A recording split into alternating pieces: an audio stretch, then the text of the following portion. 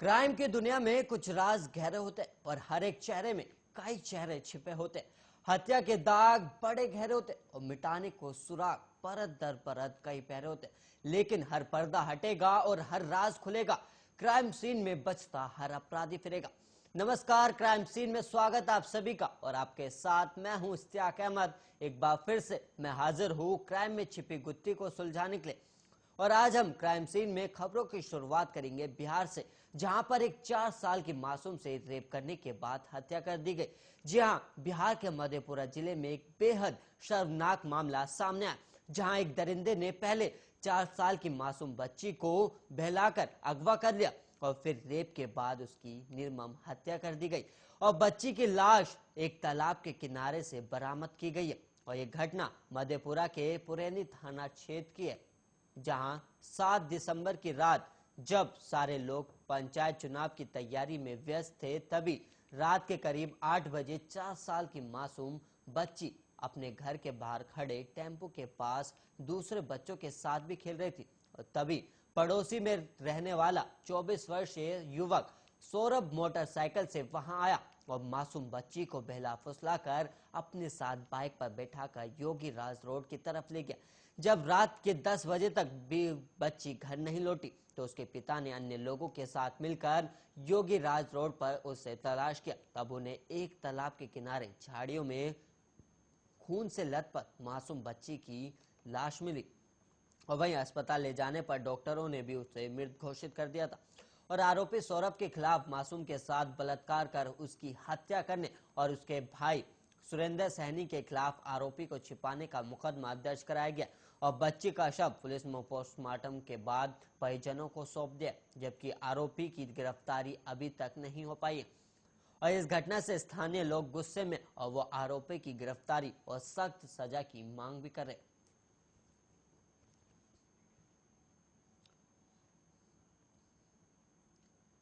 और वहीं यूपीएसएटीएफ ने जाली नोटों में शामिल कुख्यात अंतर्राष्ट्रीय तस्कर दीपक मंडल को गिरफ्तार कर लिया और साथ ही तस्कर दीपक की गिरफ्तारी पर 1 लाख का इनाम था। और आरोपी दीपक फेक करेंसी का बड़ा सप्लायर माना जाता है, जिसकी तलाश कई राज्यों की पुलिस कर रही थी। और जानकारी के मुताबिक यूपी एसटीएफ की टीम ने अंतर्राष्ट्रीय तस्कर दीपक मंडल को त्रिवेंद्रम से गिरफ्तार किया और वो पश्चिम बंगाल के मालदा का रहने वाला है। और दीपक मंडल अंतर्राष्ट्रीय स्तर पर जाली नोटों की सप्लाई भी करता है। और वहीं आपको पता चला है कि दीपक मंडल नदी के रास्ते बांग्लादेश से जाली नोटों की खेप मंगाकर ऑन डिमांड सप्लाई करता था और उसका नेटवर्क उत्तर प्रदेश, बिहार, राजस्थान, दिल्ली, पंजाब और केरल समेत कई राज्यों में फैला था।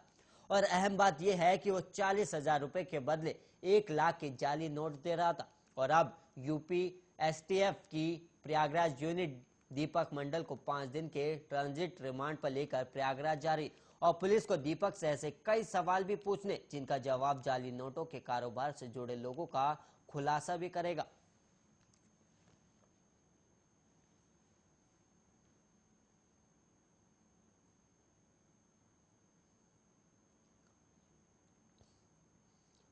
और वहीं अब बात इंटरनेशनल क्राइम की भी कर लेते, जहां पर रूस में एक 20 वर्षीय युवती ने बलात्कारी शख्स से बचने के लिए चौथी मंजिल से ऊंचाई से छलांग लगा दी, लेकिन शख्स ने तब भी उसका पीछा नहीं छोड़ा और दौड़ाकर उस पर चाकू से कई वार किए गए। और इस हमले में लड़की की जान तो बच गई, लेकिन उसकी खौफनाक कहानी किसी की भी रोंगटे खड़े कर देगी। और रिपोर्ट के मुताबिक युवती को एक बहुमंजिला बिल्डिंग में शख्स द्वारा बंधक बनाकर रखा गया था और उसके साथ 2 अन्य लड़कियों को भी उसने अगवा कर रखा था। शख्स का नाम टोली बचोन अमीनोव है, जिसे पुलिस ने गिरफ्तार कर लिया। और अमीनोव की उम्र करीब 28 साल बताई गई है। और यह भी बताया गया कि अमीनोव एक अपार्टमेंट में रिनोवेशन का काम करने के लिए गया था और इस दौरान वहां मौजूद 3 लड़कियों को उसने बंधक बना लिया और उसने टेप से कुर्सियों में लड़कियों को बांध दिया और अमीनोव पर लड़कियों की पिटाई और फिर रेप का आरोप लगा। और इस बीच एक लड़की जान बचाने के लिए चौथी मंजिल पर स्थित अपार्टमेंट से छलांग लगा दी और वो घायल हालत में जमीन पर पड़ी थी। और तभी अमीनोव चाकू लेकर नीचे आया और उस पर ताबड़तोड़ कई वार किए और हालांकि मौके पर आसपास के लोग आ जाने से वो वहां से भाग गया। और इस घटना का सीसीटीवी फुटेज भी सामने आया है और जिसकी मदद से पुलिस ने कुछ ही देर में आरोपी को अरेस्ट भी कर लिया और अमीनोव को रेप, हत्या के प्रयास और अपहरण का केस दर्ज कर जेल भेज दिया गया। और वहीं चाकू के हमले में घायल हुई लड़की का अस्पताल में भी इलाज चल रहा है और उसकी हालत खतरे से बाहर बताई जा रही।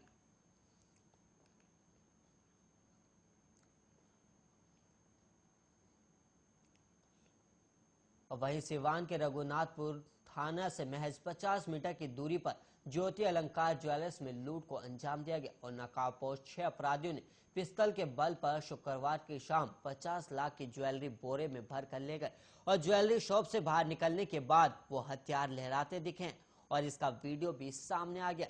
और पीड़ित स्वर्ण व्यवसायी सोनी ने बताया कि जब अपराधी दुकान लूट रहे थे तभी उनका भतीजा थाने में भी गया और पुलिस स्टेशन में बताया गया कि अपराधी हथियार के बल पर उसके दुकान को लूट रहे। इसके बाद पुलिस बोली कि चलो हम आते हैं, लेकिन अपराधी अपना काम करके आराम से निकल गए। काफी देर बाद पुलिस घटनास्थल पर पहुंची और शुक्रवार की शाम के दुकान के संचालक सोनी कुछ ग्राहकों को सामान दिखा रहे थे और इसी दौरान 3 बाइक पर सवार होकर नकाबपोश और हथियार से लैस 6 अपराधी आए और फिर व्यवसायी सोनी के पेट और कनपट्टी पर पिस्तौल रख सटा दी और सभी स्टाफ को भी पिस्तौल दिखाते हुए एक तरफ कर दिया गया और इसके बाद तिजोरी और दुकान में रखी ज्वेलरी समेटने लगे और इसका विरोध करने पर अपराधियों ने व्यवसाय सोनी को 3 से 4 थप्पड़ भी मारे और साथ ही धमकी देते हुए कहा कि ज्यादा होशियार बनोगे तो गोली मार देंगे। इसके बाद अपराधी बोरे में भरकर ज्वेलरी और 60,000 कैश लेकर फरार हो गए और वही इस घटना के बाद लूट का सामान को लेकर हथियार लहराते हुए अपराधी बाहर निकले और फिर बड़े ही आराम से बाइक पर लाद कर फरार हो गए और इसका वीडियो किसी से छिपा कर बना लिया है और वहीं वीडियो में साफ दिख रहा है कि अपराधी पिस्तौल दिखाते हुए कैसे भाग रहे और वहीं घटना के बाद मौके पर पहुंची पुलिस मामले की जानकारी प्राप्त कर छानबीन करने में जुटी हुई है।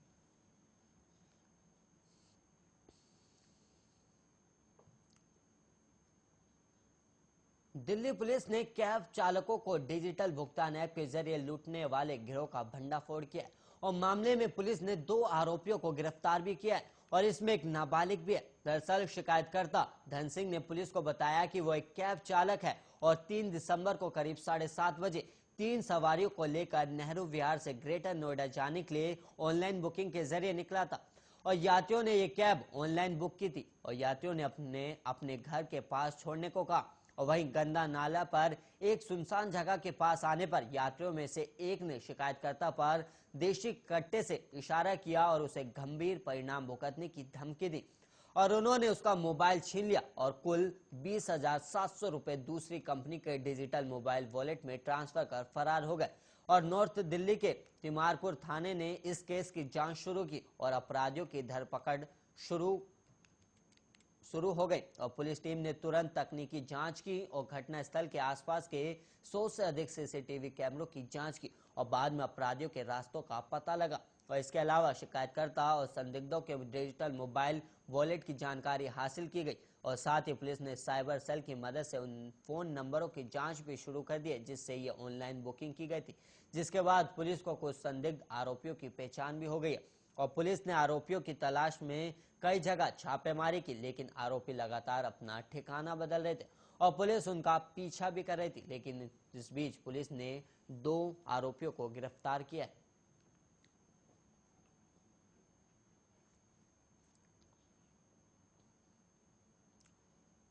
भगा के बिधा थाना क्षेत्र के मल्हाई गांव में शुक्रवार को खेत में मिली शव ने सनसनी फैला दी और मृतक को देखने से लग रहा था कि किसी ने बेरहमी से हत्या की गई और मृतक के नाक काट दिए गए और दांतों को भी तोड़ दिया गया और गले पर चूड़े का निशान भी था और वहीं चाकू से मृतक के सिर पर गुथने का भी निशान मिला और मृतक की पहचान कुशीनगर जिला के बिशनपुरा थाना स्थित खेरवा गांव के निवासी 55 वर्षीय हरि डोम के रूप में हुई है और उत्तर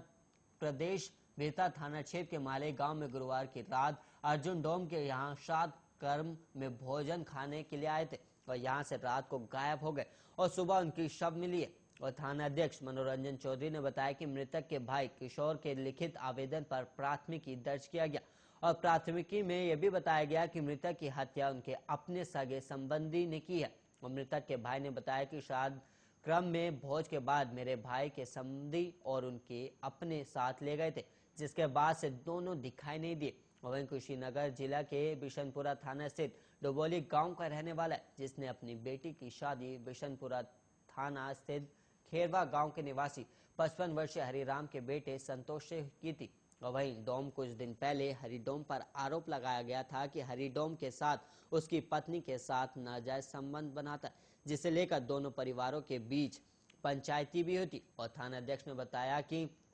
छापेमारी की जा रही है और हालांकि घटना बिहार का, लेकिन दोनों लोग यूपी के रहने वाले हैं और इससे खासा परेशानियों का सामना भी करना पड़ रहा है।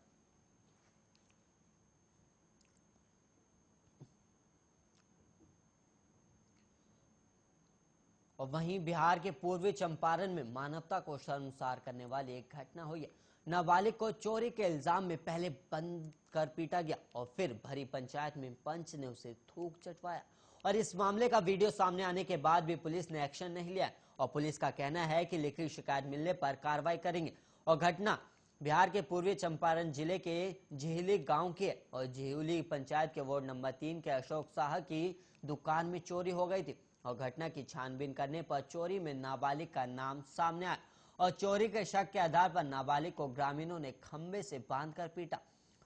और वहां मौजूद भीड़ सारा तमाशा देखती रही और किसी ने कुछ नहीं कहा। और इसी बीच किसी ने पूरी घटना का वीडियो भी बना लिया और सोशल मीडिया पर अब ये वीडियो तेजी से शेयर भी हो रहा है। और घटना की जानकारी मिलने पर वार्ड संख्या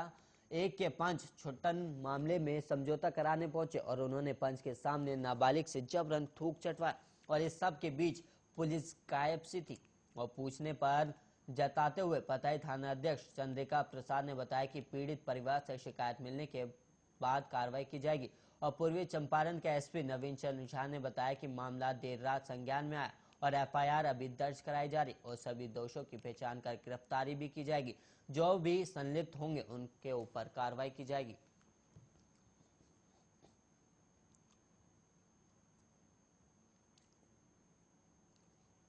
और वहीं पंजाब के पटियाला के समाना में पुलिस ने बाखड़ा नहर से शुक्रवार को गोताखोरों की मदद से हथियारों की बड़ी खेप बरामद की है। और इस मामले में सिटी समाना पुलिस ने अज्ञात व्यक्तियों के खिलाफ केस भी दर्ज कर लिया है। और बरामद हथियारों में 3 एयर पिस्तल, एक पुरानी गन, 2 रॉकेट लॉन्चर, एक कटी हुई हथकड़ी और 46 कारतूस शामिल है। और गोताखोरों की टीम के प्रधान शंकर भारद्वाज ने कहा कि नहर में डूबने वाले एक व्यक्ति की तलाश की करीब 15 दिन पहले तलाश की जा रही थी और इस दौरान नहर की सतह पर पड़े हथियारों को देखा गया, जिसकी जानकारी बाद में पुलिस के अधिकारियों को भी दी गई। और थाना सिटी समाना के कार्यकारी प्रभारी पूरन सिंह ने नहर से हथियारों के मिलने की पुष्टि भी की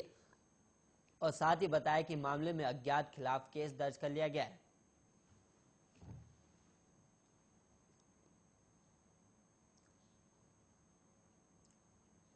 और वहीं विजिलेंस की टीम हरियाणा के सोनीपत में सेंट्रल जीएसटी के इंस्पेक्टर को 5,000 रुपए की रिश्वत लेते गिरफ्तार कर लिया और वो कारोबारी से जीएसटी नंबर की वेरिफिकेशन के बदले में रिश्वत ले रहा था और उसके पास से विशेष नंबरों के वो नोट बरामद कर लिए गए जो कि विजिलेंस टीम ने शिकायतकर्ता को दिए थे। और शहर के एक व्यक्ति को कारोबार के लिए जीएसटी नंबर की जरूरत थी और उसने जीएसटी के लिए आवेदन किया था और उसका वेरिफिकेशन जीएसटी के केंद्रीय कार्यालय से किया जाना था। और उसके लिए कारोबारी ने जीटी रोड स्थित केंद्रीय जीएसटी कार्यालय पर संपर्क किया और वहां पर उसकी मुलाकात जीएसटी इंस्पेक्टर पीयूष कुमार से हुई। और वहीं आरोप है कि पीयूष ने उससे जीएसटी नंबर की वेरिफिकेशन करने के बदले में 5,000 रुपए की मांग की थी। और व्यक्ति ने जानकारी जुटाई तो पता चला कि जीएसटी नंबर का वेरिफिकेशन निःशुल्क होता है। और उसके बाद उसने विजिलेंस इंस्पेक्टर फूल कुमार को शिकायत दी और विजिलेंस ने शिकायत के बाद कार्रवाई शुरू कर दी और इसके तहत व्यक्ति को 5,000 रुपए के नोट दिए गए और 500-500 के नोटों के नंबर नोट करके मजिस्ट्रेट से स्वीकृत करा लिए गए और उसके बाद विशेष पाउडर लगाकर नोट व्यक्ति को दे दिए गए और व्यक्ति वीरवार दोपहर बाद जीएसटी कार्यालय पहुंचा और पीयूष ने उसको पार्किंग में बुला लिया और पार्किंग में जब व्यक्ति ने उसे रुपए दिए तो विजिलेंस की टीम ने उसे दबोच लिया और टीम ने उसके पास से 5,000 रुपए भी बरामद कर लिए।